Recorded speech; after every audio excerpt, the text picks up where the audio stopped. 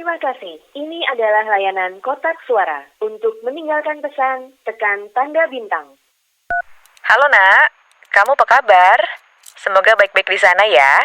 Jangan lupa pakai masker, cuci tangan pakai sabun, dan selalu jaga jarak. Pokoknya selalu ingat pesan ibu ya. Ingat pesan ibu, pakai maskermu, cuci tangan pakai sabun, jangan sampai tertular. Ingat selalu pesan ibu, jaga jarakmu, hindari kerumunan, jaga keluargamu. Pesan ibu dipersembahkan oleh Satuan Tugas Penanganan COVID-19. Pakai masker, cuci tangan, jaga jarak, ingat selalu pesan ibu. Pak, nanti kita belok kiri aja ya. Jangan lewat jalan besar, ditutup katanya. Lagi ada demo. Terus nanti di depan Bapak belok kanan. Soalnya sebelah kiri ada orang rusuh bakar-bakar ban. Bentar dulu nih Kak, mending kita dengerin dulu nih traffic info di radio. Halo pendengar, kembali ke Traffic Info. Menurut informasi TMC hari ini, jalanan lancar dan isu demo yang menyebar di media sosial ternyata tidak terjadi. Stay tune dan dengerin terus lagu favorit kamu. Lah, kok lancar sih? Padahal tadi pas gue baca di berita online. Makanya Kak, kalau mau tahu berita paling akurat, ya dengerin radio. Beritanya udah pasti akurat lah. Perkembangan informasi yang semakin pesat kadang tidak diimbangi dengan berita yang akurat. Nah, di radio kamu bisa mendengarkan berita akurat, bukan yang sesat.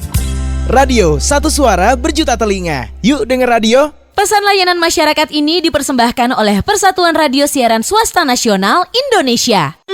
Bener sayang, kemarin itu aku cuma sama teman-teman. Mana mungkin aku selingkuh. Yakin? Yakin, aku kan sayang sama kamu. Berani disumpah deh. Kamu bohong. Hah? Buktinya kamu melirik ke kanan. Emang? Orang bohong bisa dilihat dari matanya. Ketika menjawab pertanyaan kemudian bola matanya melirik ke kiri, kemungkinan dia berkata jujur. Tapi kalau melirik ke kanan, lebih besar kemungkinannya dia berbohong. Karena otak kiri berfungsi sebagai auditory memory, sedangkan otak kanan fungsinya untuk kreativitas. Makanya kalau bola mata kamu ke kiri, kamu sedang berusaha mengingat sesuatu. Sebaliknya, kalau melirik ke kanan, bisa jadi kamu sedang mengarang cerita lain. Karena bagian kreativitasmu sedang bekerja untuk berbohong. Ngerti? Kok kamu tahu sih sayang? Tahu lah, aku kan rajin dengerin radio. Mendengarkan radio bisa bikin pintar. Ayo terus belajar dan tingkatkan budaya mendengarkan radio. Iklan ini dipersembahkan oleh PRSSNI dan radio kesayangan Anda ini. Dit, nih orang-orang kok ngomongin suara apaan sih? Suara hati kali, Syah. Itu Svara, S-V-A-R-A, bukan suara. Nah, apaan lagi tuh suara? Nih ya, gue liatin deh ke lo sekalian. Di sini, lo bisa dengerin radio favorit lo, bisa live chat sama penyiarnya juga, terus sama pendengar yang lainnya juga. Seru tuh, terus. Terus, lo juga bisa dengerin podcast-podcast yang seru, juga bisa dengerin musik-musik favorit lo. Wah, pantesan orang-orang pada ngomongin suara. Download juga ah. Download Svara sekarang juga di Play Store atau App Store. Kamu bisa dengerin radio, podcast, dan musik gratis. Svara, sebuah aplikasi karya anak bangsa, hadir untuk menyongsong transformasi industri media di Indonesia.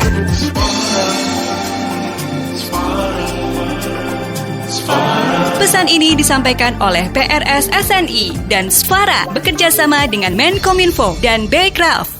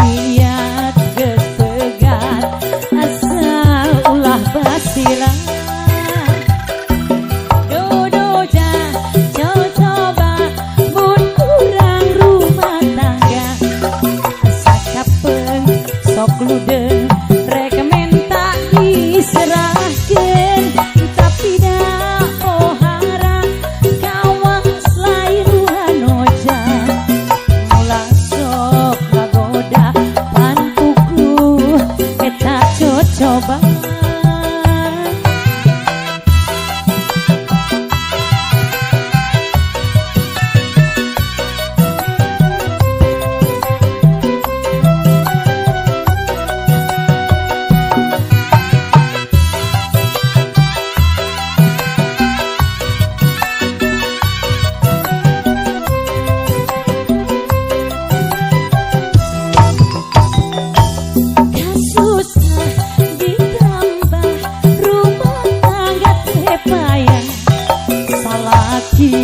Tengarti tandi imah kemahi ngupahan sorangan patah papaseaan duriat geus pegat asal ulah basilah dodo jatuh coba pun urang rumah tangga sakapeun sok ludeun rek diserahkeun tapi da pohara kawas lain wanita ulah sok ngagoda kan puguh eta cocoba.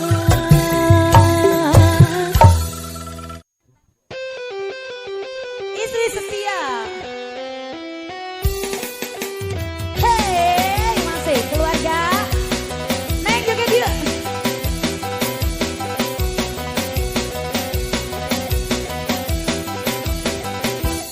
Kasihku paling cakep paling ganteng, jangan kau cari lagi. Sumpah setia dariku belum cukupkah bagimu? Setiaku menanti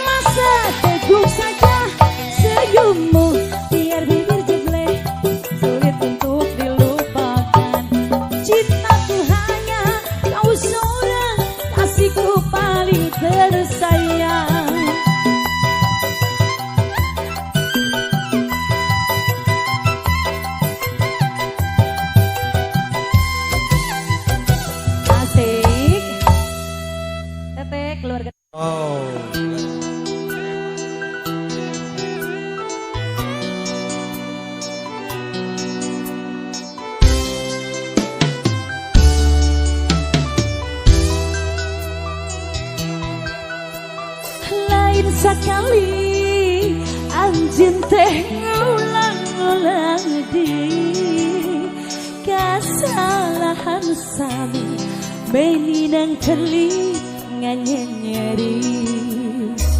Pak Kumis ayah Pak Kumis damang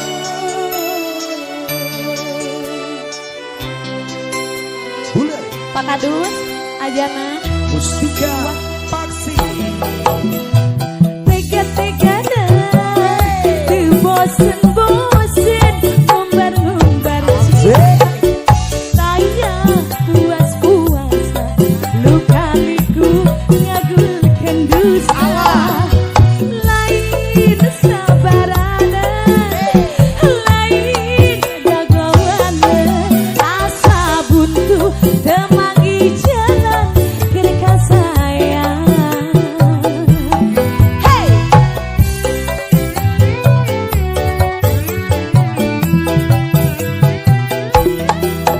Saha nu didolen diduakeun ditilukeun ate kapanasan awak katirisa abdi rela pasrah capek kagulung masalah hate geus karanca teu kaubaran teteh si pangeratan enggak aku mis yap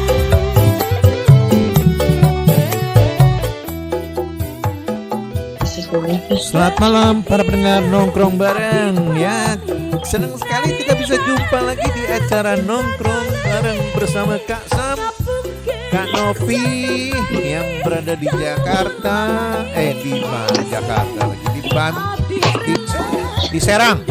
Ya. Kita juga senang lagi kali ini. Ini udah hari ke berapa ini? Udah hari ke 14 Kak Novi. Kita bisa jumpa lagi di acara Malming ya, malam minggu bersama kita berdua nih, bukannya 3 in 1 lagi 2 in 1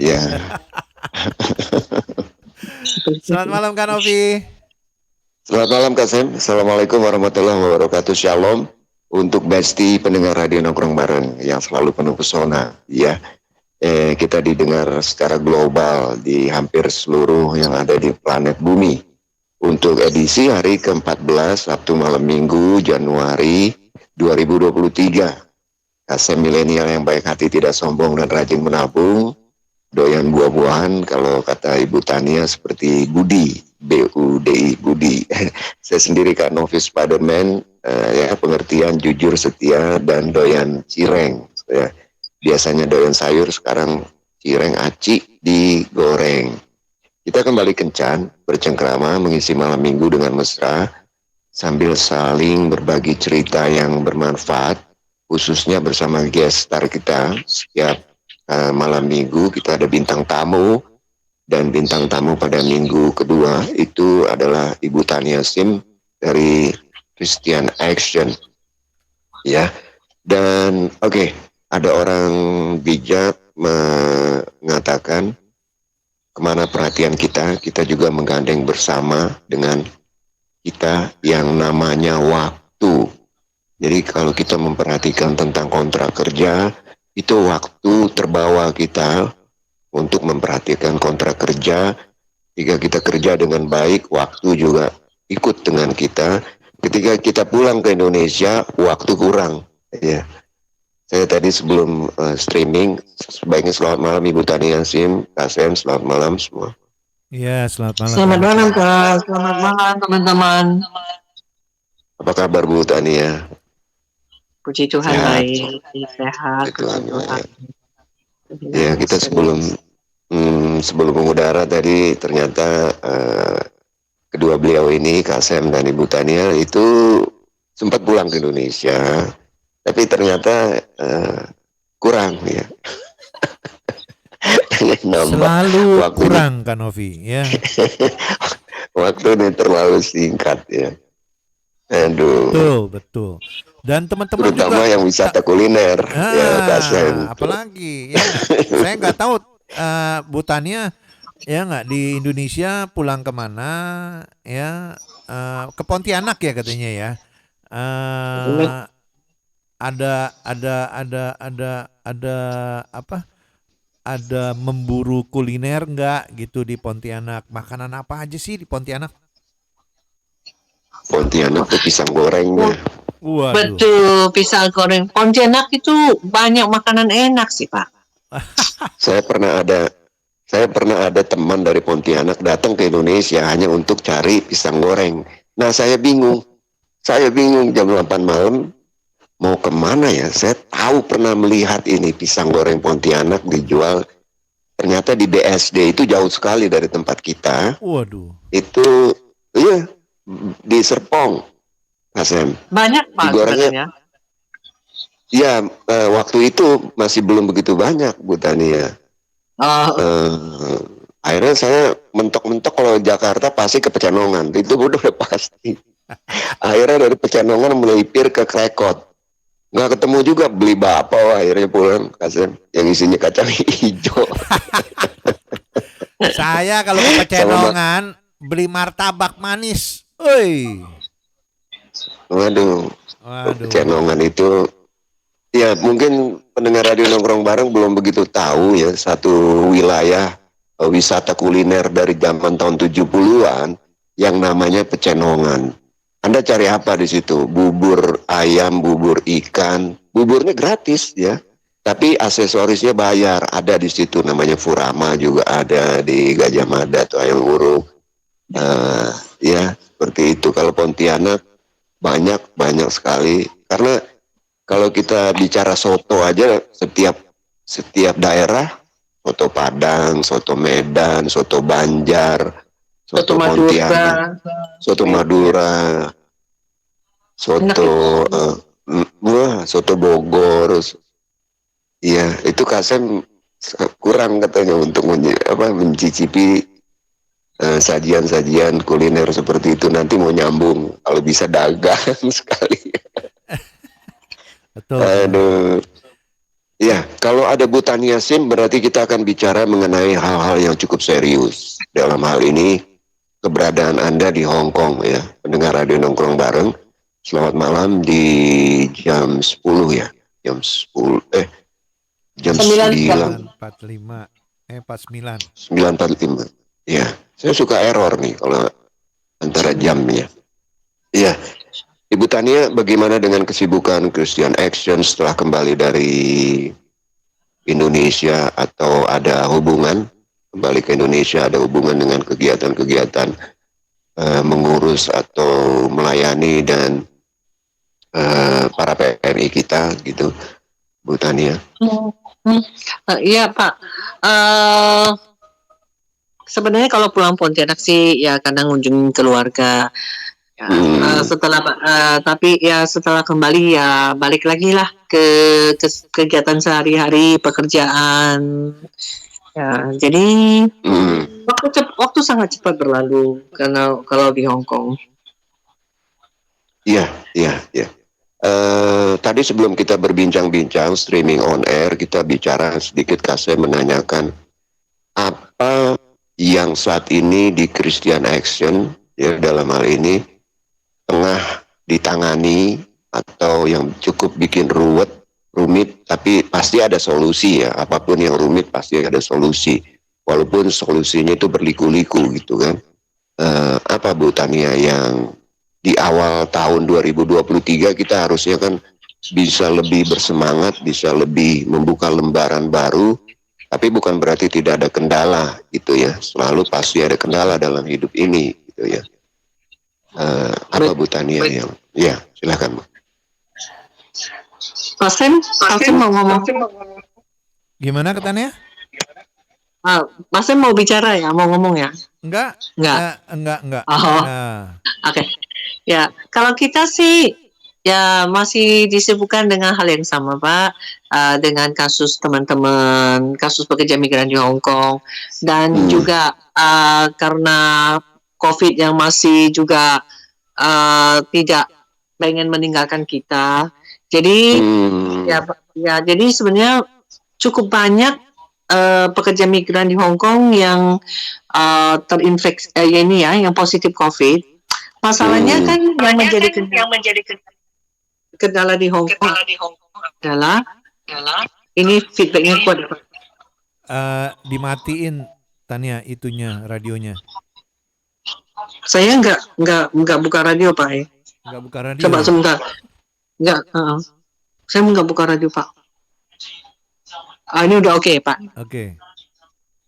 Ya, jadi yang menjadi kendala di Hong Kong kan rumah orang Hong Kong kecil ya. Kalau kita misalnya di Indonesia, kamar kita banyak. Mungkin salah satu kalau ada yang kena positif, dia bisa di kamar yang satu atau bisa di rumah yang kosong atau gimana. Kalau di Hong Kong kan karena teman-teman juga banyak yang tidak mempunyai tempat kamar pribadi, tempatnya kecil, maka ada beberapa kasus yang kita temui bahwa teman-teman pekerja migran kemudian disuruh untuk isolasi di luar.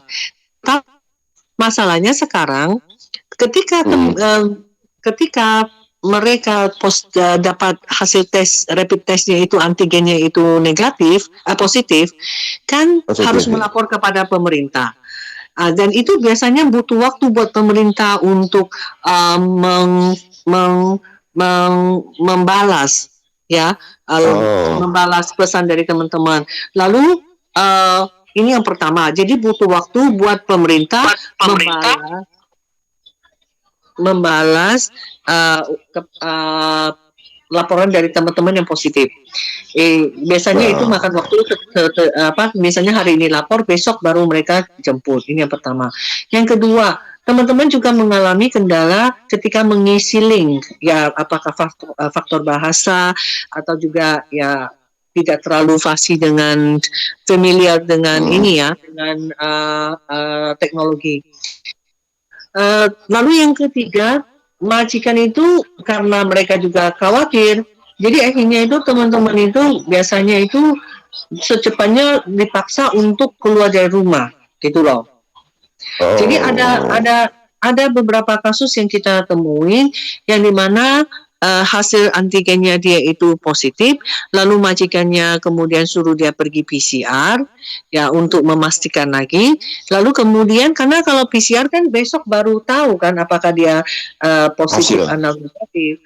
Jadi kemudian teman ini nggak diizinkan pulang, jadi disuruh cari tempat sendiri di luar gitu loh, atau kembali ke agen gitu. Nah, jadi padahal agen nggak mungkin juga terima karena kan boarding house agen kan juga ada teman-teman kan.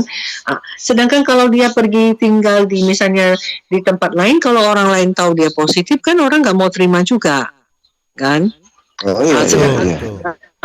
Disuruh tinggal di menunggu di taman kan juga nggak mungkin karena ini kan juga berbahaya juga untuk lingkungan, untuk orang lain, dan juga teman ini harus tinggal di taman kan juga udara dingin, lalu tidak ya kalau aman sih Hong Kong aman ya, tapi kan tidak mungkin juga karena itu kan dia udah sakit, dia butuh tempat untuk istirahat yang baik juga, malah tambah sakit kalau dia harus di taman gitu.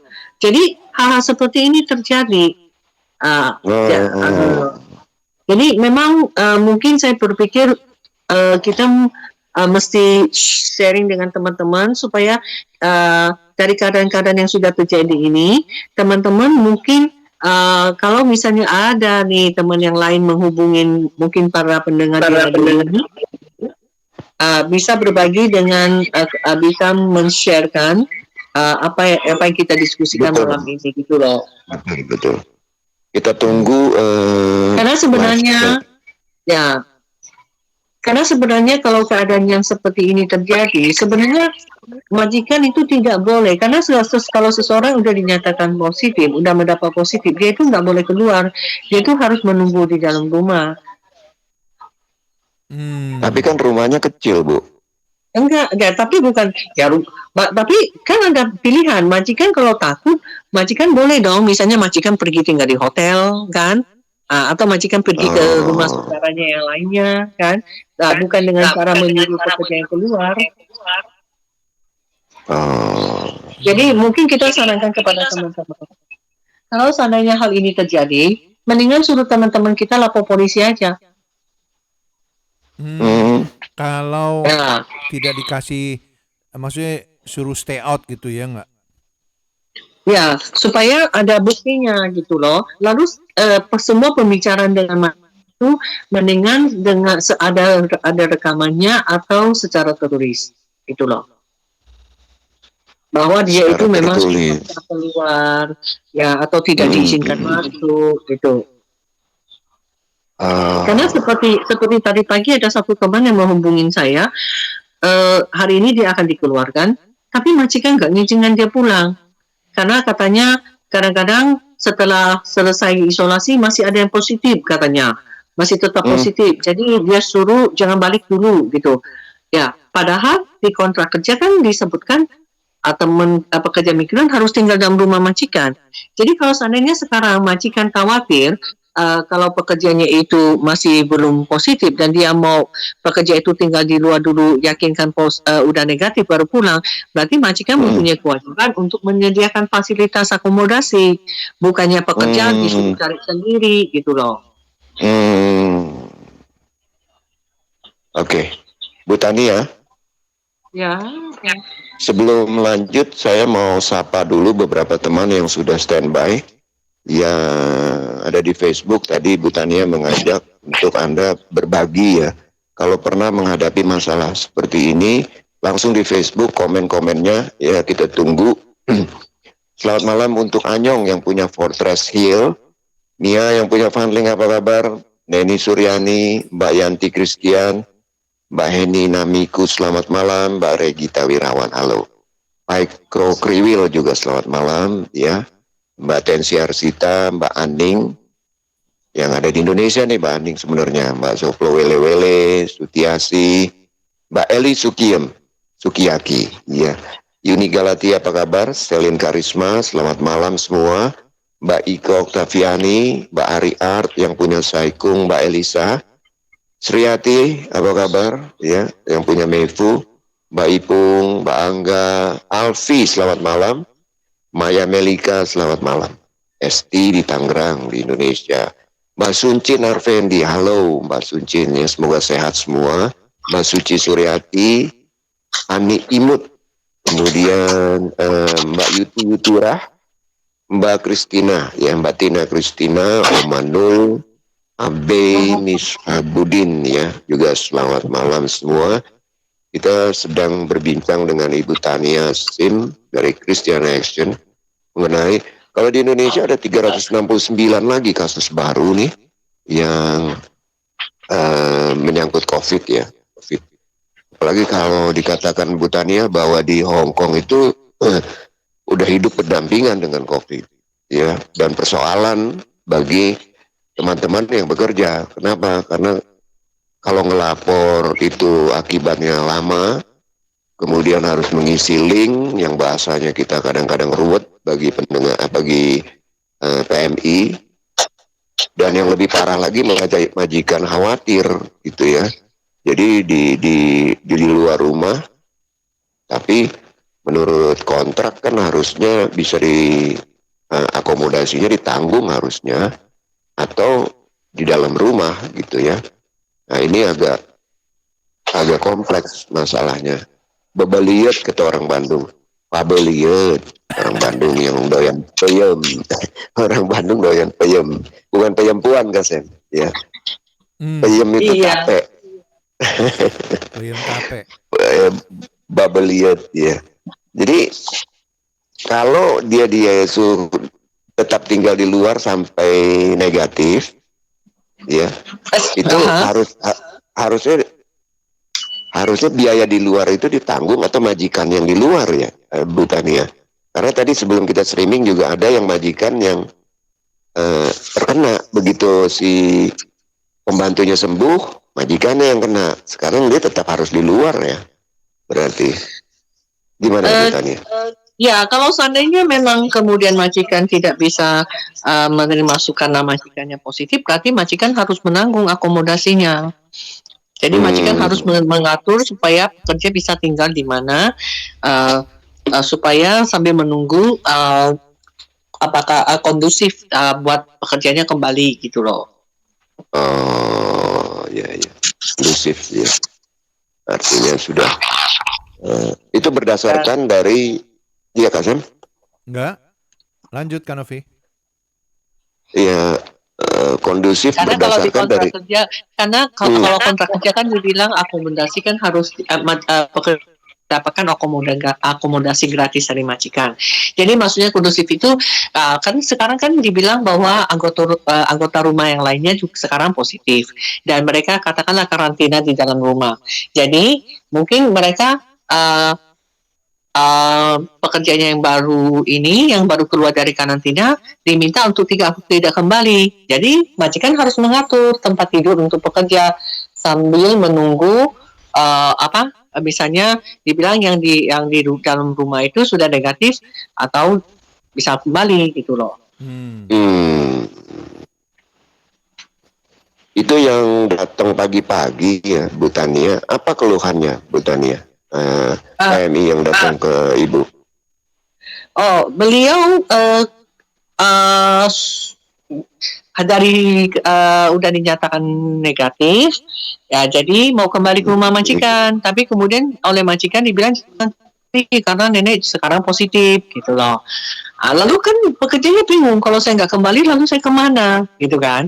Majikan mintanya pokoknya kamu tetap tinggal di tempat isolasi pemerintah. Ya nggak mungkin toh, pemerintah kan bukan tempat penginapan, itu tempat isolasi. Iya. Jadi oleh petugas di situ, pokoknya dia nggak mau tahu. Kamu harus keluar karena hasil tes kamu sudah negatif. Sedangkan di pihak itu majikannya bilang kamu jangan kembali karena sekarang nenek positif. Wow, ya. Jadi kontradiktif ya. Yang satu bilang lo udah sembuh, yang satu bilang yang satu kena, nanti kena lagi. Harusnya apa yang dilakukan nih kalau bertemu dengan kasus seperti ini? Si majikan mau menyediakan akomodasi atau bagaimana, Bu? Maka itu tadi saya pada pekerja ini untuk mendapatkan bukti, karena biasanya kadang-kadang karena kita ya teman-teman gini kan tiba-tiba begini kan teman-teman pada bingung apa yang harus dilakukan, kadang-kadang tuh nggak sigap. Jadi kita sarankan pada teman-teman, pertama harus dapatkan, karena kan majikannya tetap maksa nih. Jadi saya bilang sekarang bilang sama petugas itu, majikan kamu ngomongnya begini, lalu lalu rekam percakapan dengan petugas itu yang mengatakan bahwa kamu nggak boleh lagi di sini karena kamu udah negatif. Supaya kita ada bukti nih bahwa majikan kamu suruh saya begini, saya sudah lakukan dan ini jawabannya kan. Yang kedua juga merekam pada majikan, sekarang kan saya udah negatif, saya harus pulang. Jadi gimana? Supaya ada bukti kalau seandainya majikan bilang pokoknya kamu nggak boleh kembali, gitu kan? Jadi ini kita menjadi bukti, karena ada kalanya keadaan yang dimana majikan kemudian berdalih bahwa pekerjaannya menghilang, pekerjaannya nggak balik atau apa gitu loh. Oke. Jadi supaya menjaga melindungi hak kita masing-masing, maka itu saya menyarankan dia untuk ketika berbicara dengan majikan direkam atau dikirim pesan aja, jangan cuma lewat telepon biasa, karena telepon biasa kita nggak ada buktinya nanti gitu loh kan. Yang kemudian hubungan si PMI tersebut dengan majikannya by phone aja, Bu? Iya, by phone, karena kan mereka kan baru mau dikeluarkan dari tempat isolasi gitu loh, mau dipulangkan. Harus direkam itu ya, baiknya ya. Iya, dan saya menyarankan teman ini kembali ke rumah majikan di lantai bawah. Tuh telepon tuh majikan, di WhatsApp tuh majikan, di phone. Saya udah dibawa, jadi tidak boleh naik belum, gitu kan? Kalau seandainya majikannya tidak mau menjawab, setelah di voicemail berkali-kali, di WhatsApp berkali-kali, naik saja, ketuk-ketuk pintu, dia nggak mau buka, telepon polisi. Nah, telepon polisi. Ya supaya ada buktinya Pak, karena kan sebenarnya majikan tidak boleh Pak, karena kan kalau seandainya majikan tidak mengizinkan masuk, sekarang kita lihat toh, sekarang kalau dia nggak diizinkan masuk, berarti kan apakah majikannya memang udah nggak mau dia atau gimana? Jadi majikan harus meluruskan. Masalahnya kalau dia nggak begitu, nanti kita nggak ngerti nih, nanti cerita yang dari pihak majikan kayak apa. Itu loh, Pak. Karena kita punya beberapa kasus Pak yang ketika pekerja itu yang kena positif, lalu majikan kemudian banyak sekali skenarionya yang dimana teman kita itu tidak waktu itu tidak sempat mendapatkan bukti atau apa, lalu akhirnya kasusnya menjadi susah. Maksudnya bagaimana Bu?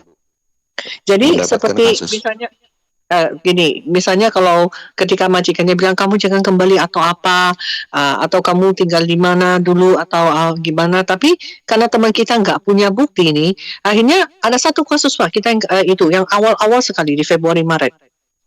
Jadi ketika majikan membawa dia dari agen untuk di PCR, ternyata positif. Lalu majikan kemudian membawa dia ke hotel. Dan majikan bilang, saya cuma nanggung kamu 2 hari, saya nggak mau tahu lagi. Kan? Majikan kemudian telepon agen, suruh agen yang urus. Setelah itu, ketika dia udah karantina, udah selesai, mau kembali ke rumah majikan, jadi majikannya bilang, saya mau yakinkan dulu, selama ini kamu tinggal di mana, karena saya nggak tahu kamu di mana.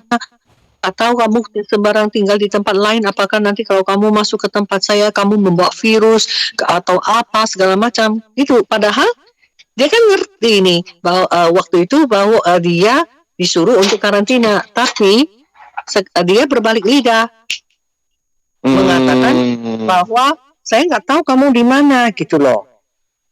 Oke, belaga bego tuh, ya. Betul. Sedangkan si pekerja Kasarnya. waktu itu sama sekali nggak ada bukti gitu. Iya, kasarnya dia belaga bego itu Kasem, artinya punya maksud-maksud lain daripada sekedar menyangkal penyakit itu, padahal kan sudah padahal kan dia ngerti bahwa pekerja ini positif, jadi harus dikarantina. Kemudian dia menyalahkan bahwa seolah-olah pekerjaannya ini nggak tahu tempatnya bersih atau tidak, tempatnya kamu tinggal dengan berapa orang, siapa saja di situ, di mana. Jadi ya sengaja mempersulit seperti ini ketika dia tahu bahwa itu maksudnya. Iya. Iya, pendengar radio nongkrong bareng ya, menarik sekali ternyata. Susah gampang, banyakkan susahnya ya. Bagi Anda yang mudah-mudahan semua sehat ya, tidak ada yang terkena COVID. Tapi itu sesuatu yang kita juga nggak bisa hindari begitu saja. Sebaiknya memang ada beberapa hal yang kita perlu persiapkan. Kita tahu, kita mengerti bahwa ada prosedur seperti kalau kita melapor. Kalaupun kita harus lapor polisi, lakukan ya kan, Bu Tania, kalau tetap ditolak oleh majikan karena itu menyalahi aturan. Sedangkan Ya, kalau dia sudah karena kalau seandainya nggak dicek, kita mesti tahu apakah kamu nggak mau sama saya. Kalau seandainya kamu nggak ngizinkan masuk bukan dengan alasan kamu udah nggak mau sama saya, berarti apakah saya nggak diizinkan masuk alasannya apa? Kalau seandainya bilang seperti yang tadi, karena nenek positif, ya kalau begitu kamu buat dong pengaturan buat saya, gitu kan? Tempat tinggalnya, makannya saya, dan itu harus secara tertulis. Kenapa? Supaya misalnya dia mengikuti arahan dari majikan, karena dia udah keluar dari karantina, dan misalnya katakan contoh dia disuruh tinggal di hotel lah ya selama 7 hari. Jadi gaji 7 hari ini dia tetap harus bisa dapat. Karena 7 dengan hari itu dia harus bisa, ya hak ya. Contoh itu kan contoh. Supaya maksudnya gini loh. Iya Bu Tania. Secara hukum kan Pak, feedback sekali ya Pak ya. Secara begini, ketika seorang pekerja itu mendapat positif COVID dan dikarantina, jadi dia itu kalau dia sudah mengumpulkan hari cuti sakit yang cukup, jadi dia itu tetap bisa mendapatkan gajian walaupun gajinya tidak full, cuma 80%. Karena surat isolasi ini bisa dijadikan bukti surat cuti sakit, gitu loh. Dan untuk kasus yang teman kita ini yang udah selesai isolasi, berarti kan keluar dari isolasi kan sudah nggak ada cuti sakit. Jadi kalau dia tidak kembali kerja ke rumah majikan bisa saja bahwa mengatakan bahwa dia nggak kerja. Maka dari itu, kalau seandainya majikan, contoh ya, misalnya kalau seperti yang tadi, kalau seandainya majikan bilang kamu tinggal dulu di luar, ya, sampai nenek sembuh, nenek negatif baru kembali. Jadi kan dia nggak ada cuti sakit. Tapi dia nggak kerja karena permintaan majikan kan. Jadi dia harus ada bukti yang mengatakan bahwa pengaturan ini dibuat oleh majikan supaya dia bisa tetap dapat gaji. Karena kalau dia nggak ada bukti, nanti mereka berkelit lagi bilang kamu nggak kerja, kamu nggak dapat bayaran dong, gitu loh maksud saya. Jadi trik-triknya itu harus jelas. Maka itu teman-teman itu harus selalu melakukan apapun itu harus melakukan tindakan yang akan melindungi diri sendiri, gitu loh. Ya. Kalau cuti sakit itu, Bu Tania, itu hak para PMI ya. Setelah waktu tertentu, jangka waktu tertentu bekerja, maksud saya begitu datang 1 bulan sampai 3 bulan, ya, itu baru dapat cuti sakit, dan seterusnya kalau yang sudah bertahun-tahun atau bagaimana, Bu? Sebenarnya gini. Menurut peraturan dari Ketenagakerjaan Hong Kong, kan ketika kalau seandainya kita sakit, kita ada surat cuti sakit, itu kita boleh cuti, kita boleh tidak melakukan pekerjaan. Tetapi untuk mendapatkan cuti sakit yang dibayar, jadi sakit tidak kerja dapat gaji, itu ada persyaratannya. Persyaratannya itu kalau itu harus ada surat dari dokter yang terdaftar di Hong Kong. Ada surat lalu surat cuti sakitnya itu adalah selama paling sedikit 4 hari berturut-turut. Lalu kemudian dia sudah mengumpulkan hari cuti sakit yang dibayar. Contohnya gini, ya kalau kita pakai contoh aja ya supaya lebih jelas.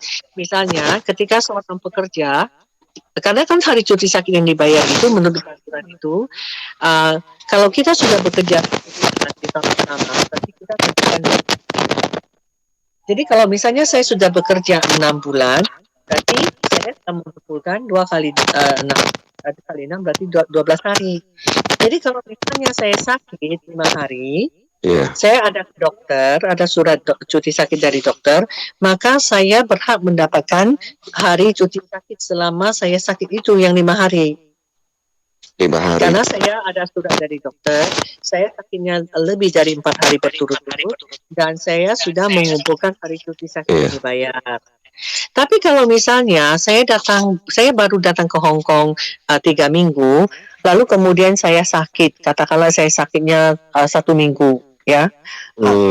Jadi saya tetap nih saya nggak boleh istirahat, nggak kerja. Tetapi walaupun saya ada surat cuti sakit dari dokter, walaupun cuti sakit saya itu adalah lebih dari 4 hari, tetapi karena saya baru kerja 3 minggu, saya belum mengumpulkan hari cuti sakit yang dibayar, jadi saya nggak dapat bayaran. Itu loh. Iya, jadi ada hak dari PMI untuk jangka waktu tertentu ketika sakit ya, mendapatkan haknya. Haknya itu berapa persen atau full atau gajinya itu bagaimana, Bu? Itu 80% dari gaji 4/5 perhitungannya. Sebenarnya ini hukum berlaku untuk semua pekerja di Hong Kong. Apakah dia pekerja lokal atau pekerja migran. Oke. Jadi dari labor ya atau Ketenagakerjaan Hong Kong yang mengeluarkan peraturan tersebut bahwa ya cuti sakit setelah itu 80% ya, bukan setelah itu. Anda dapat berhak masih untuk gaji sebesar 80%, seperti itu. Tinggal hitung aja tuh. Karena gini, Kak Novi, ada beberapa teman yang menelpon kepada kami, ketika mereka keluar dari karantina, ternyata ada majikan tidak membayar gaji selama di karantina. Tapi ada juga teman kita yang menelpon karena dia kurang paham, majikannya membayar 80%. Jadi dia tanya kepada kita, apakah benar begitu, gitu loh. Oh, benar ternyata ya, memang ya. Ya, karena ada yang memang majikannya bilang kamu sakit saya nggak mau bayar, tapi ada yang melakukan sesuai hukum, tapi karena teman kita kurang paham, jadi kemudian mereka bertanya kepada kita. Iya, pendengar radio nongkrong bareng, selamat malam yang baru saja tune in di pukul 10 lewat 17 menit ya. Malam minggu ini sudah hari ke-14, 2 minggu kita lewati tahun 2023 tanpa terasa. Zoplo wele terima kasih ya sudah cuman gak ada pertanyaan di sini. Yang lain bagaimana menyangkut dengan beberapa hal yang kita sedang ngobrolin malam ini.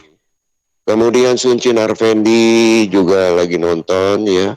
Kalau nonton aja nggak dengerin repot Mbak. Ya sebaiknya nonton sambil dengerin gitu, karena kita kalau nonton cuma gambar aja, foto aja. Ya jadi pembahasan kita bagaimana mengenai teman kita yang kena COVID, terus harus ada berada di luar sampai pada seluruh terjadi Hongkong itu punya hak mendapatkan 80% dari gaji apabila terkena sakit dan seperti itu. Cuman yang masalahnya yang muncul tadi Bu Tania pagi-pagi datang itu ternyata dia nggak bisa masuk ke dalam rumah karena ternyata yang di dalam rumah sekarang yang giliran sakit, yang di luar sudah selesai, udah artinya sudah negatif ya, udah sembuh lah seperti itu. Apa banyak yang seperti ini Bu Tani atau ada lagi yang lain setelah dia positif kemudian setelah dia negatif? Kenapa Bu Tani ya? Beragam-ragam sih Pak, masing-masing. Seperti kita ada beberapa kasus dari pekerja migran Filipina, orang Filipina yang dimana setelah dia negatif pulang ke rumah majikan langsung diputus. Ada yang begitu. Ada juga yang teman kita keluar dari karantina, kemudian ketika diberitahu oleh agen kepada majikan, ini pekerja kamu udah keluar nih, ya hari ini akan keluar. Lalu majikan cuma menjawab oke atau gitu aja. Jadi, maksudnya apa itu? Maka dari itu, jadi tidak ada sama sekali diberi petunjuk. Oke, pulang kapan atau bagaimana? Jadi kan orang bingung gitu. Jadi untuk terkhususnya untuk kasus yang pekerja dari Filipina, karena majikan putuskan kontrak dia setelah dia negatif, kalau seandainya pekerja yakin dan ada bukti yang mengatakan bahwa dia diputuskan kontrak, ya karena kalau kasus yang ini majikannya ini lagi hamil, jadi majikannya itu bilang kalau seandainya kamu kalau kamu keluar dari karantina, kamu harus tinggal dulu di hotel selama 3 atau sampai 5 hari. Lalu ya kami bayar, dia bilang. Tapi kemudian setelah kamu kembali ke rumah kami dalam sebulan, kamu harus pakai masker dan pakai sarung tangan. Dan juga tidak boleh libur. Kan? Jadi kemudian pekerjanya tidak boleh libur, ya. Jadi karena dia mengatakan dia lagi hamil kan, jadi pekerja sih oke, mau tinggal di hotel boleh, ya walaupun majikan kemudian harus pakai masker, oke, pakai sarung tangan, oke, tapi pekerja bilang kalau libur boleh nggak? Saya minta sebulan. Karena walaupun saya nggak libur kan saya setiap hari belanja kan. Jadi kemudian saya bilang ya nanti kita bicarakan karena masalah libur kan itu permintaan bukan keharusan, nanti kita bicarakan. Lalu nggak tahu bagaimana kemudian disuruh pulang nih. Oke udahlah kamu langsung aja balik ke rumah. Jadi begitu sampai pulang ke rumah langsung diputus kontrak gitu loh. Wow. Jadi karena si pekerja merasa bahwa dia itu diputuskan kontrak karena dia itu mungkin takut dengan COVID-nya kan, bahwa dia baru COVID. Iya, betul. Jadi akhirnya pekerja ini melapor ke juga, satu lembaga yang namanya Equal Opportunity Commission. Itu adalah satu lembaga pemerintah. Ya. Tentang yang mengaplikasikan hukum diskriminasi di Hong Kong. Jadi, jadi kasus ini diadukan dan di bawah hukum diskriminasi ketidakberdayaan. Oh,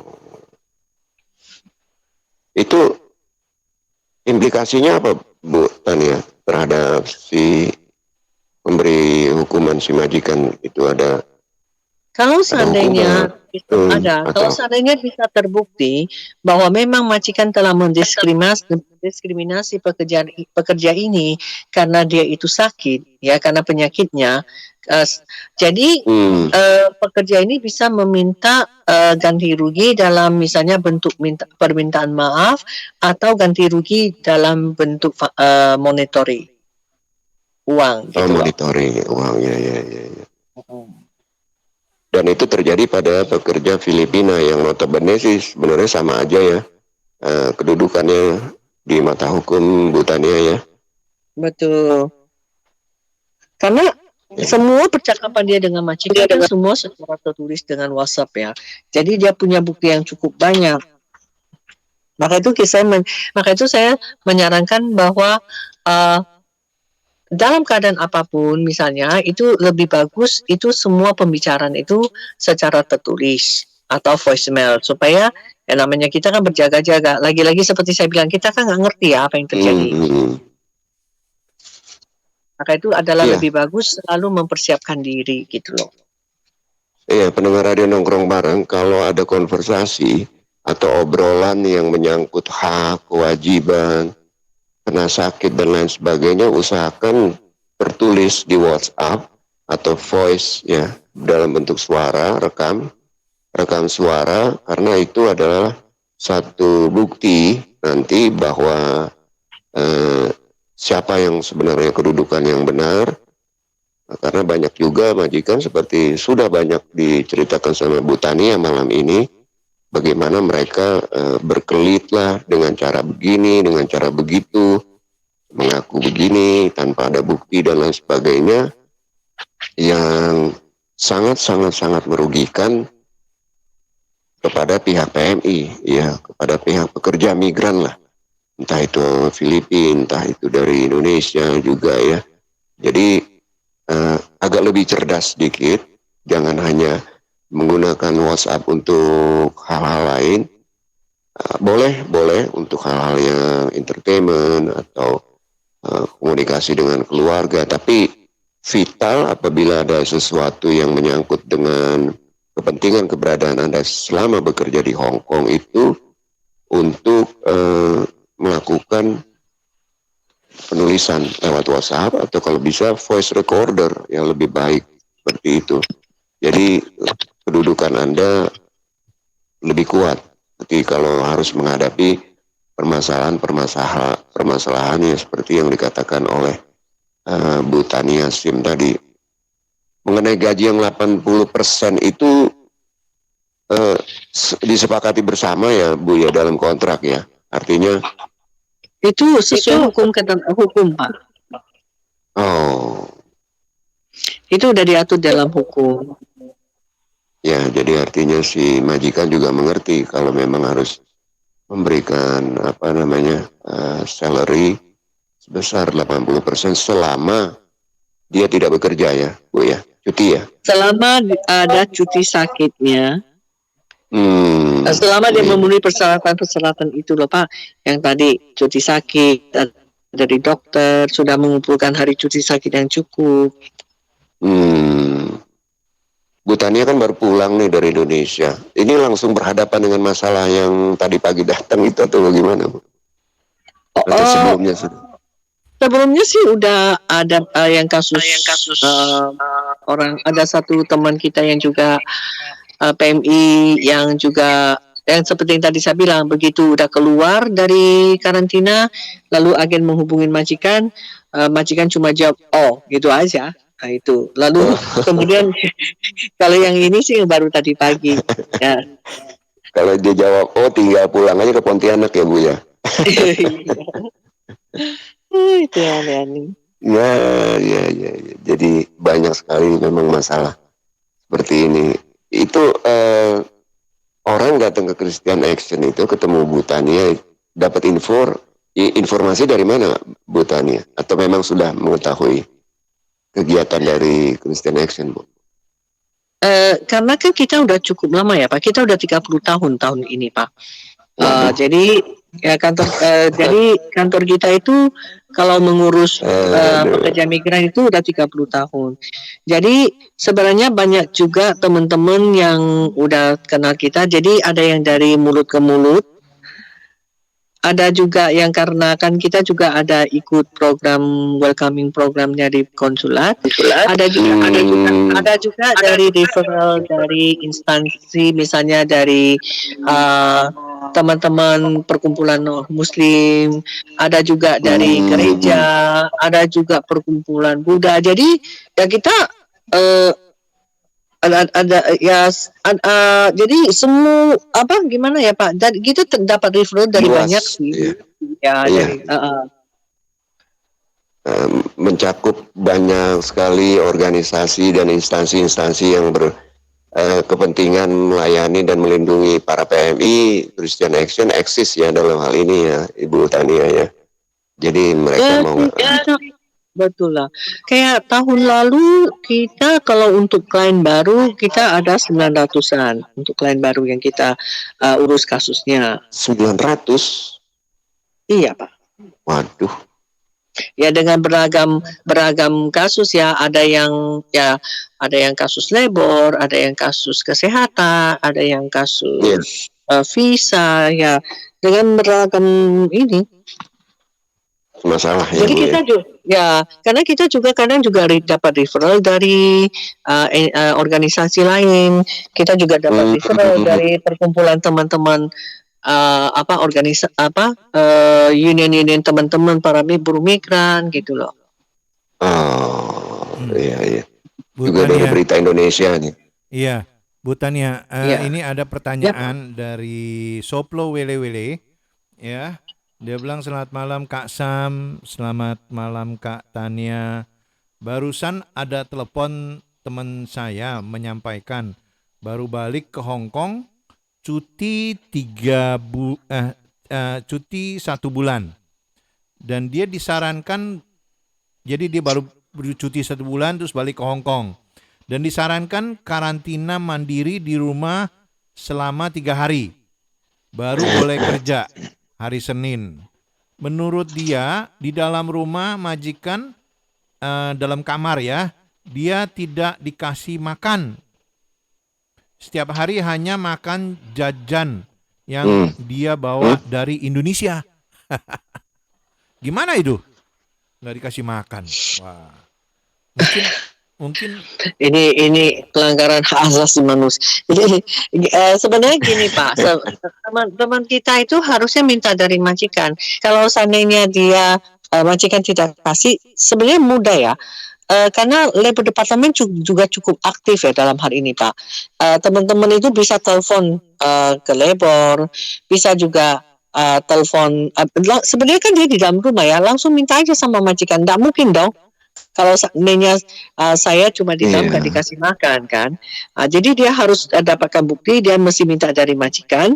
Kalau majikan juga tetap tidak mau kasih, ya untuk sementara kan ceritanya gini ya, teman kita kan masih tetap mau kerja di situ. Jadi dia bisa saja minta delivery atau orang yang antarin dulu, tapi nanti misalnya dia bisa mengklaim kembali uang ini dari majikan.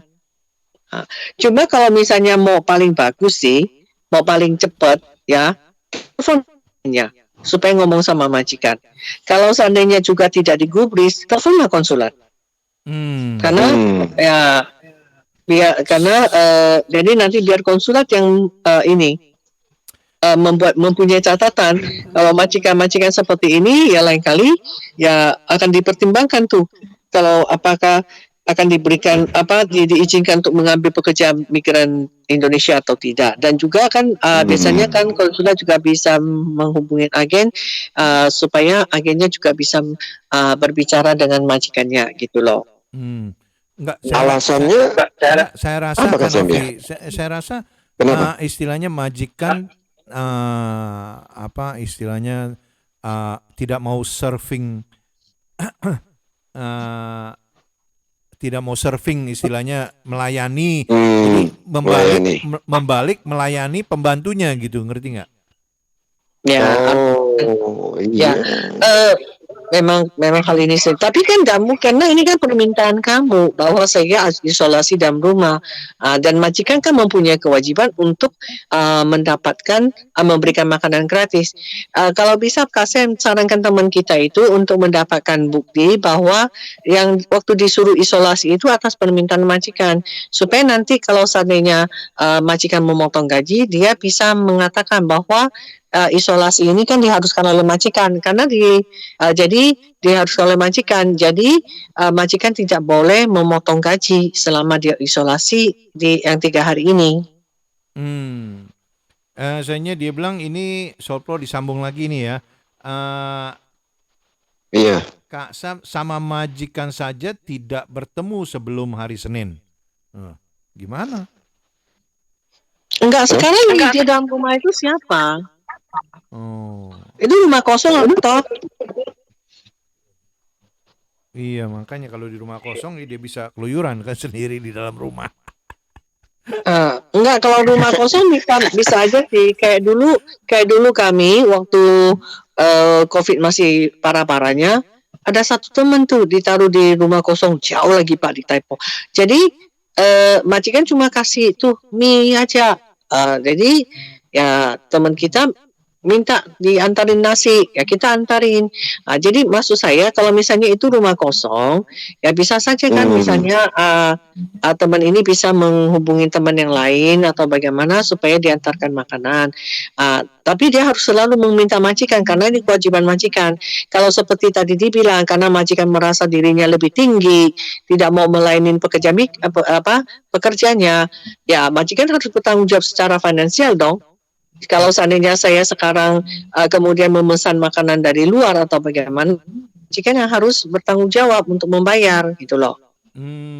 Ini kayaknya nih ya, ini disambung lagi oleh Soplo Wele-Wele. Kak Sam dia dia keluar aja ke dapur, masak air minum saja, masuk lagi ke kamar. Ya berarti dia dalam rumah majikan. Sekarang teman kita harus ngomong. Jadi kalau begitu teman kita harus berani ngomong. Karena ada kalanya kan teman kita kan kadang juga agak terlalu takut ya, atau tidak berani ngomong. Teman kita harus berani ngomong bahwa saya butuh makanan, ini gak ada. Kalau kamu nggak mau kasih saya, ya saya akan keluar masak nih. Gitu loh. Atau dia order temennya suruh kirim taruh di depan pintu, ya nggak? Bisa, itu maka itu seperti yang tadi saya bilang. Tapi majikan tetap harus bertanggung jawab secara finansial. Maka itu dia harus bikin pembicaraan. Majikan ini bagaimana pengaturan makanan saya? Jadi kamu akan sediakan saya untuk saya atau tidak, atau ada makanan apa yang bisa saya makan? Kalau seandainya majikannya tidak memberikan jawaban atau mengatakan tidak, jadi dia harus bilang kalau begitu apa bisa beli sendiri. Jadi kalau saya beli sendiri berarti kamu akan membayar biayanya ya. Lihat, jadi supaya ada bukti gitu loh Pak. Jadi kalau kamu tidak mau menyediakan buat saya, berarti kan saya beli sendiri. Kalau saya beli sendiri, berarti kamu harus bayar. Kalau seandainya majikannya tidak memberikan jawaban atau apa, dia harus ulangi beberapa kali, lalu kemudian tetap aja dia pesan dari luar, suruh temannya antarin atau bagaimana. Nanti dibuat perhitungan loh supaya majikan ganti, gitu loh maksud saya. Dan pembicaraan ini direkam atau bagaimana? Atau tertulis atau bagaimana? Boleh aja, yang penting ada bukti. Apakah dia mau tertulis atau mau merekam, boleh aja gitu loh. Yang penting ada buktinya. Iya. Soalnya saya pernah juga ditaruh karena di town di sana nggak ada makanan tuh. Akhirnya ada orang nganterin. Orang nganterin makanan, orangnya yang nganterin nggak mau pulang-pulang. Kan saya repot ya. Saya harus ngusir kemana? Karena majikan saya nggak ada. Saya majikannya ke Mr. Siu misalnya di Sugar Street. Saya mau ngomong, dia nggak bisa ngomong bahasa Inggris. Saya nggak bisa ngomong bahasa Canton. Mau bilang bahwa itu anak buah kenapa datang ke saya terus nggak keluar gitu kan. Tapi seger saya pulang dari kerja, itu ada ice lemon tea pakai madu, disiapin seperti itu. Cuma memang mungkin beda kasus. Saya nggak dapat makan karena saya dapurnya juga kosong gitu. Cuma ada memang bahan-bahan minuman seperti itu. Ya tidak semua orang bernasib baik seperti itu, Pak Rofi.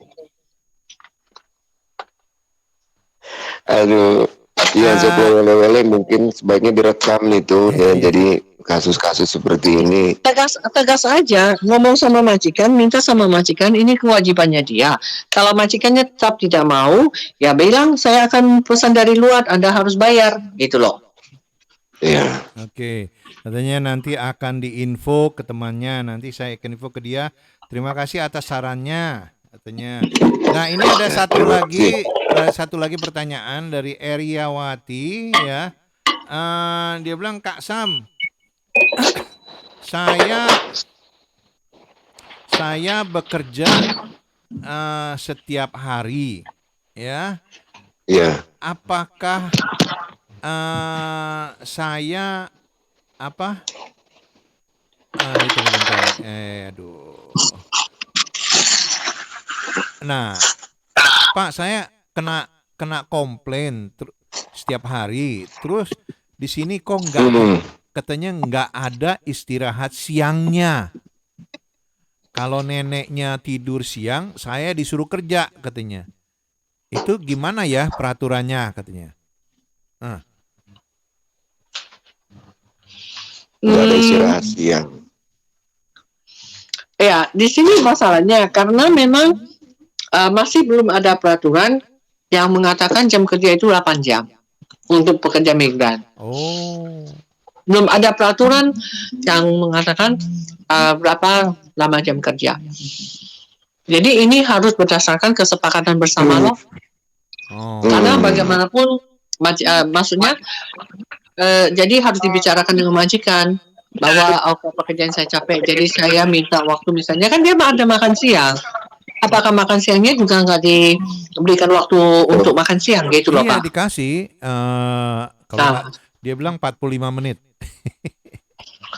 Ya, lalu kalau kita kerja di kantoran, kita juga 1 jam untuk istirahat, makan, Pak. Harus kerja lagi kan? Maksudnya dia istirahat gimana, Pak? Karena kalau kita gitu, yang tidur. kerja, Dia bilang tidur, boleh nggak? Nenek tidur, dia tidur gitu. aduh, gimana ya? Itu boleh kalau gini, pada prinsipnya ya, kalau setahu saya sih, bahkan kalau orang yang kalau kita kerja kan kita juga dikasih jam makan nih 1 jam. Jadi kalau misalnya nature pekerjaannya dia mengatakan saya jaga nenek, jadi kalau saya nenek tidur, saya nggak ada kerjaan, boleh nggak saya tidur? Itu mesti dibicarakan tuh dengan majikan. Kalau majikannya setuju, ya boleh aja, gitu loh. Karena seperti saya bilang, tidak ada peraturan untuk ini, jadi itu berdasarkan kesepakatan bersama. Saya bingung, saya bilang, lah ya kamu harus kerja lah, ya nggak, istilahnya kayak orang kerja di kantor kan from 9 to 5 istilahnya, ya nggak istilah. Iya. Ya pandai-pandai karena kan ada walaupun ya maka itu seperti saya bilang, Pak, karena ada kalanya ada majikan yang memang juga memperbolehkan, misalnya kamu jaga nenek, kalau neneknya tidur kamu nggak ada kerjaan ya kamu istirahat juga, ada juga sih yang begitu. Tapi itu kan tergantung dari masing-masing beda-beda ya Pak. Makanya mendingan dia bicarakan dulu dengan majikan, coba ditanya majikan kalau pengaturannya gini boleh nggak gitu loh. Nggak bisa sama rata ya, nggak bisa secara general, secara umum semuanya harus begitu ya. Artinya ya kalau nenek, nenek tidur dia harus tidur. Lalu atau mau ngapain gitu ya, kalau neneknya tidur dia mau apa yang mau dikerjakan kan seperti itu. Tapi menurut Bu Tania tadi ya benar, persetujuan itu harusnya bisa dibicarakan gitu kan.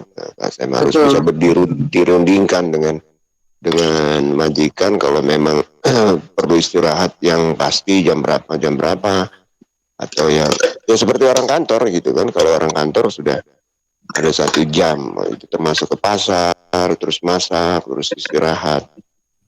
Seperti itu Mbak tadi ya. Terima kasih Mbak itu sudah memberikan komen. Bagaimana di jam 10.41 silakan yang masih ada waktu yang ingin memperjelas kedudukan Anda, diperkuat sebagai PMI di Hong Kong, atau ada yang masih belum paham, silahkan untuk live chat langsung di Facebook ya. Ada Kasem, ada Bu Tania, dan ada saya sendiri Kak Novi di sini. Kita nggak banyak lagi waktu, kurang lebih 10 sampai 12 menit ke depan ya. Iya Bu Tania, di tahun 2023 ini sudah dihadapkan pada satu masalah. Pagi-pagi orang datang orang datang nggak boleh masuk. Apakah dari tahun ke tahun seperti ini kasusnya Bu? Yang 900 yang lalu, kemudian karena sudah bekerja sama dengan banyak pihak, Christian Action sendiri pada umumnya orang sudah mengenal lah 30 tahun sepak terjangnya melindungi, melayani. Di tahun 2023 bagaimana Bu? Proyeksi atau harapan dari organisasi sendiri Bu Tania? Kita sih berharap bahwa semua pekerja migran lebih paham hukum, lebih paham hak-haknya. Kita sih berharap adanya perbaikan hukum dari pemerintah Indonesia. Ya, jadi maka itu kita banyak juga kalau dari segi untuk kepada supaya pembekalan kepada teman-teman kita banyak kita udah bikin program untuk memberikan training, untuk memberikan seminar, untuk ya kerjasama dengan dengan pengacara pro bono kami, kerjasama dengan instansi yang lain. Ya ini merupakan salah satu upaya bagi kami supaya karena ada kalanya ada yang memang ada misalnya masih ada teman-teman yang ragu, masih ada teman-teman yang kurang jelas. Jadi kita tahun ini fokus juga mengadakan edukasi dan dengan para pengacara untuk hal-hal yang kita merasa kayaknya teman-teman masih kurang jelas tentang ini. Ya, contohnya misalnya yang mengenai ganti majikan di Hong Kong, atau setelah putus kontrak apakah masih bisa tetap kerja apakah bisa dapat atau tidak. Jadi kita udah agendakan program-programnya. Dan yang sisi yang lain juga nggak ngerti lah ya kalau yang itu mungkin cuma itu harapan angan-angan supaya kita bisa dapat kejelasan dari pemerintah Indonesia tentang hukum negara kita sendiri. Kadang-kadang negara juga bingung hukumnya sendiri Bu. Iya. Bu Tania, ini ada isu, nggak tahu bener apa enggak ya, bahwa tahun depan ini bulan 4 ya katanya ya, jadi anak-anak yang tunggu visa tuh harus pulang ke Indonesia bulan April. Oh itu sih bukan Pak, itu sih yang peraturan barunya kan yang pengumuman dari pemerintah untuk teman-teman yang renew. Atau jadi yang visa dengan kerja dengan majikan baru, jadi harus keluar mengambil cutinya mereka gitu loh. Gimana? Mengambil cutinya mereka keluar dari Hong Kong Pak. Karena kan waktu zaman COVID kan juga banyak yang nggak pulang kan, Pak? Iya. Jadi untuk teman-teman yang jadi mulai dari bulan ini, jadi teman-teman yang bulan 4 itu, jadi untuk yang mau perpanjang kontrak atau yang baru atau yang ini renew itu harus keluar dari Hong Kong untuk harus mengambil cutinya. Itu coba saya mesti lihat lagi pengumumannya sekali lagi, Pak. Upload di Facebook kita juga sih. Coba ya saya jadi sebenarnya itu adalah untuk yang renew. Jadi karena kan kemarin sebenarnya kan kalau kita lihat peraturan ya Pak, pasal 13 dari kontrak kerja itu disebutkan bahwa untuk pekerja dan yang sepakat dengan majikan menambah kontrak, teman-teman itu pekerja migran itu harus pulang ke negara asalnya sebelum visa kerja yang baru dikeluarkan. Tetapi, walaupun pada prakteknya banyak yang kemudian meminta permohonan bahwa mereka akan pulang setelah dapat visa kerja baru dan diizinkan oleh imigrasi pulang di tahun pertama. Itulah. Maka itu kenapa ada istilah cutkeng itu.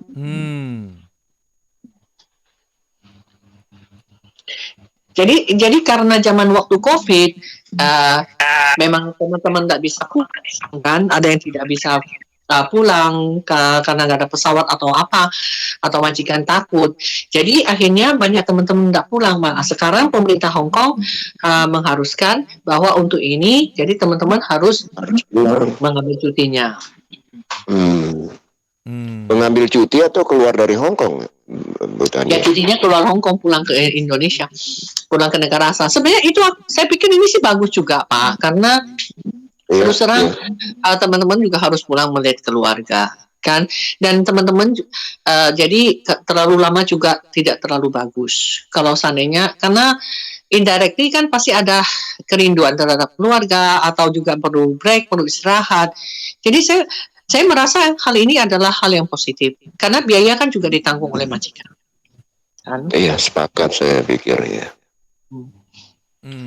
Kadang-kadang ada yang nggak mau pulang, dia bilang oke, uang tiketnya kasih saya aja deh katanya. Ya, maka itu Pak. Termasuk ya teman-teman kan juga mempunyai permasalahan masing-masing ya. Jadi berbeda. Ya, kita mengerti sih dengan latar-latar belakang semua permasalahan dari mereka gitu loh. Apakah majikan harus memberikan misalnya menyetujui nih istilahnya uang tiketnya kasih saya aja deh gitu, saya nggak pulang katanya. Apakah uang tiket itu secara hukum itu tidak mengatakan bahwa itu harus uang Pak. Nah kalau di kontrak kerja kan di 7A itu dikatakan pada saat finish atau putus majikan harus memberikan biaya perjalanan gratis. Betul. Jadi kalau ini jadi berdasarkan kesepakatan bersama Pak. Kalau mereka nggak mau pulang kan berarti kan ya udah gitu, saya nggak beliin tiket gitu ya, nggak istilahnya. Sebenarnya nggak boleh karena walaupun dia nggak pulang tapi kan itu haknya dia. Jadi kalau misalnya dia nggak mau pulang, kalau ada kasus nih majikan yang memang juga sangat-sangat tidak baik. Jadi dia sengaja nih. Jadi kalau kamu nggak mau pulang, saya nggak mau tahu. Lalu dia ngerti pekerjaannya mau minta uang, dia nggak mau, dia kasih tiket. Akhirnya tiketnya dikasih ya hangus. Ada yang begitu Pak. Iya. Iya, jadi dampaknya justru rugi ke PMI tersebut Kasem kalau hanya minta duit ya. Karena ada kalanya juga ada yang minta duit kemudian nego, misalnya harga tiketnya 3.000 tapi majikan cuma bayar 1.000. Kan untung majikan ya dalam kondisi ini gitu ya. Dan dia tidak pulang kan begitu ya. Oke, itu sebenarnya seperti saya bilang, kalau biayanya dari majikan kenapa tidak diambil aja gitu kan. Oke. Nah, ini ada satu lagi, Pak. Saya udah 2 minggu di rumah sakit. Apakah saya tidak digaji katanya? Balik lagi seperti tadi, Mbaknya udah kerja berapa lama? Kalau 2 minggu cuti sakit yang dibayar itu berarti Mbak harus sudah kerja dengan majikan berapa? 1 bulan 2 hari kan? Berarti sekitar 4 bulan. Jadi kalau misalnya Mbak udah mengumpulkan hari cuti sakit yang cukup, misal katakanlah ya tahajud, mungkin dalam seminggu besok udah keluar. Berarti Mbak itu harus sudah kerja dengan majikan 4 bulan lebih. Bisa tuh dapatkan pembayaran gaji 80%, 4/5. Dia baru 3 tahun. 3 tahun sudah cukup Pak. 3 tahun, tahun pertama itu 2 kali 12 itu 24. Tahun kedua itu 4 kali 12 itu adalah 12 kali 4 8 28 28 tambah dengan 24 itu udah 52 udah cukup Pak. Udah cukup Dia ya. berhak tuh dapat semua gaji. Jadi full 100% atau bagaimana? 80 Pak, 80%. Oh, 80%. Tadi hitungan hari itu Bu. Ya, hitungan hari kerja ya. Jadi kan kalau Hitungan dia hari- misalnya hari cuti kerja. Karena kalau bukan cuti, jadi itu hari cuti sakit yang dibayar. Jadi kalau misalnya 1 tahun pertama, sebulan kan 2 hari, 2 kali berarti 24. Lalu yang tahun kedua kan sebulan 4 hari, 2 kali 4 kali 12 kan berarti 8 berarti kan 28. Oke, hari cuti sakit ya. Oke. Ya. Yang berbayar. 48 untuk yang tahun kedua.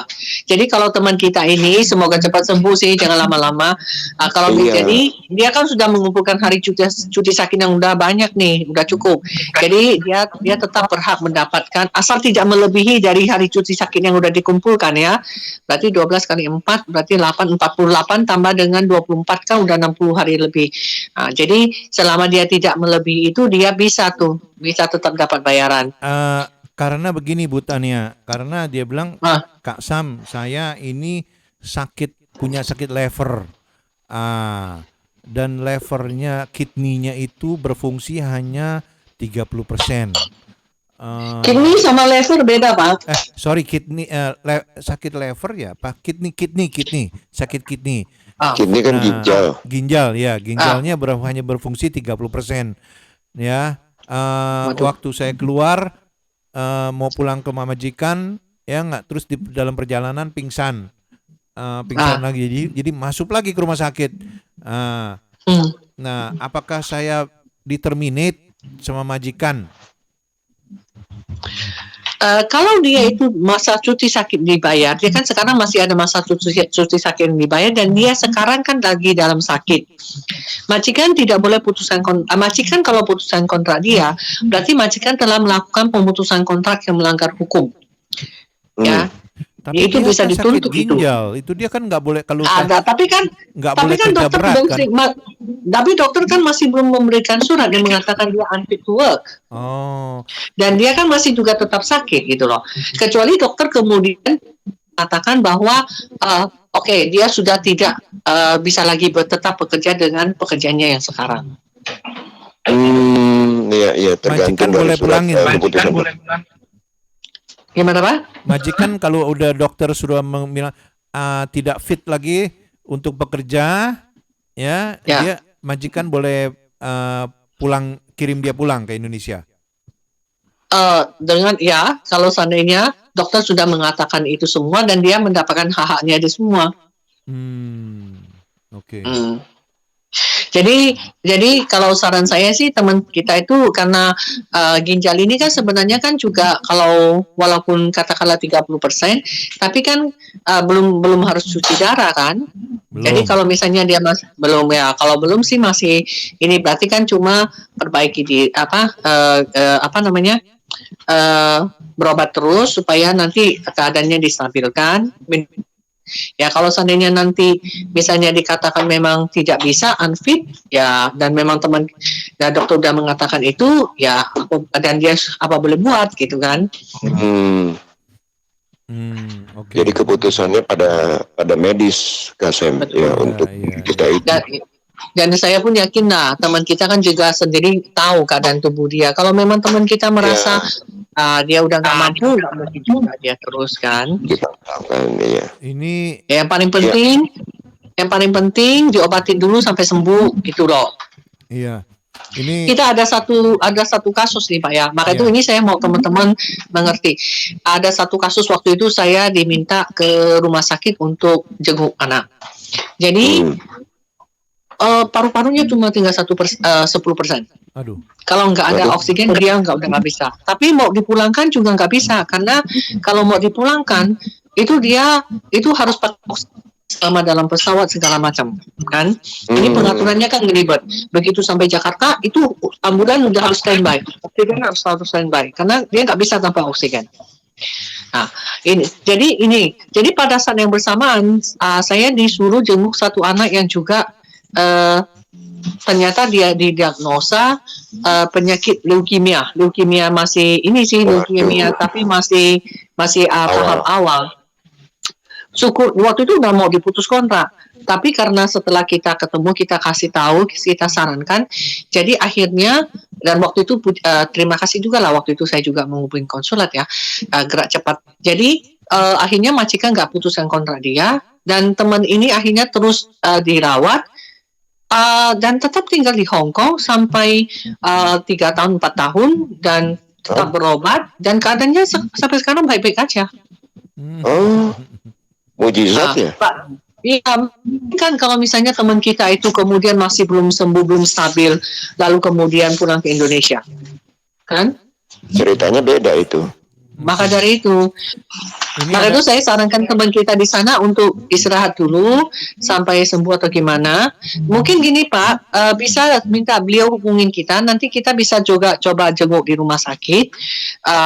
Supaya kita bisa nanti bantu dia untuk komunikasi dengan dokter. Takutnya kan kalau dia mungkin kendala bahasa, dia mungkin tidak ngerti penyakitnya kayak bagaimana. Jadi kalau seandainya kita bisa jenguk kan kita bisa bantu komunikasi dengan dokternya atau susternya gitu loh Pak. Oke. Yang ginjal itu ya, yang gagal ginjal. Iya Pak. Oke. Ini ada satu lagi pertanyaan yang terakhir ya untuk ini mumpung waktunya juga mepet. Kak Sam, coba tanyain, kebanyakan teman-teman itu nggak mau pulang Indo, alasannya dana tidak mencukupi untuk pulang ke Indo. Apakah bisa ke negara lain seperti ke Cina dan lain-lainnya? Tolong tanyakan ya yang murah. Sebenarnya sih gini ya Pak. Ya, sebenarnya sih gini ya Pak. Kalau zaman dulu ya Pak, kita kayaknya kan balik ke Macau ya Pak, ke Cina. Ke Cina, ke Macau. Iya. Nah, saya masih pemerintah Hong Kong kan cuma mengatakan exit ya. Aku terus terang deh Pak, minta maaf. Saya mesti baca sekali lagi. Apakah dia ada spesifik harus back to the origin atau exit from Hong Kong aja? Kalau cuma keluar dari Hong Kong aja, ya seperti dulu teman-teman ke Macau, ke Cina. Tapi kalau misalnya back to the origin, kita mesti lihat dulu lah Pak. Balik ke negara. Saya minta maaf tentang ini. Mungkin lain kali atau gimana bisa telepon bulan saya depan, ya? Hari Senin ya boleh. Nanti saya cek lagi. Saya minta maaf tentang ini karena saya tahu tapi saya tidak sekarang 100%. Takut saya salah jawab. Oke. Ya, para pendengar, itulah ya tadi ya. Banyak pertanyaan dan juga banyak jawaban dari Bu Tania di Christian Action ya. Ya Kak Novi lanjut. Ya terima kasih ya Bu Tania, semoga manfaat apapun yang disampaikan panjang lebar detail tadi terperinci. Bulan depan kita lanjut lagi ya. Selamat beristirahat Bu Tania, selamat malam, sampai ketemu lagi, bye bye. Selamat malam Pak Novi, Pak Sam, teman-teman semua, bye bye. Ya bye, terima kasih. Terima kasih Bu Tania. Dan pendengar Radio Nongkrong Bareng juga terima kasih yang sudah ikut join, berbagi sharing cerita. Dan semoga yang sakit itu segera sembuh ya. Kesembuhan itu penyakitnya diangkat. Baik, saya closing, tutup acara ini untuk kesempatan 14 Januari malam minggu. Ada beberapa roti di nampan, makan bersama seorang janda. Jika ada salah, mohon dimaafkan. jangan disimpan dalam dada. Oke? Hujan baju basah, takut petir, juga gempa. Hari ini kita berpisah. Esok moga kembali berjumpa. Wassalamualaikum warahmatullahi wabarakatuh. Bye-bye. Ya, terima kasih sekali lagi untuk teman-teman semua yang mendengarkan dan bertanya kepada kami.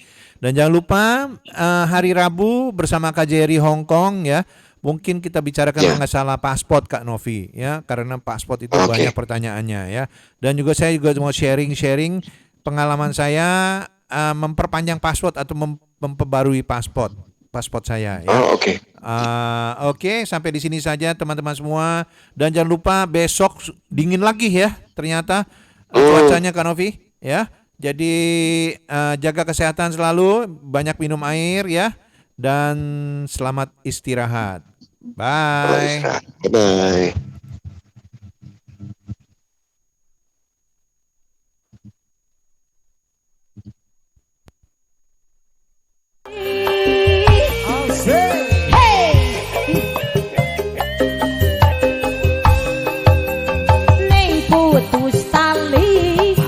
Masih bisa disambung. Karena totongengan terasa lara di jiwa. Garek bumi kula janji, surat bumi kula sumpah. Bos Iwa, surat bumi kapan jua. Garek bumi kapan jalan sumpah. Jula pengen dibaleni, najan seneng kula ora sudi. Amit jabang bayi. Kadi geura ieu namina. Kadi geura, kadi Chandra, ieu geuning ieu kumaha? Kadi geura kadi. Amun bisa mah ulah make kolor. Sumpah abi mah euy. Aringis. Ini ngangge kolor cenah ngangge sarung. Ulah di kolor.